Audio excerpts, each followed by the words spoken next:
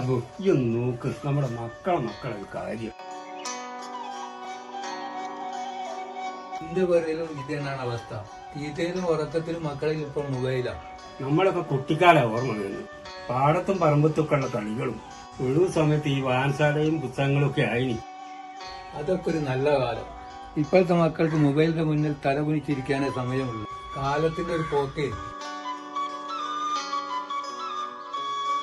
ഇല്ല, വായന മരിച്ചിട്ടില്ല.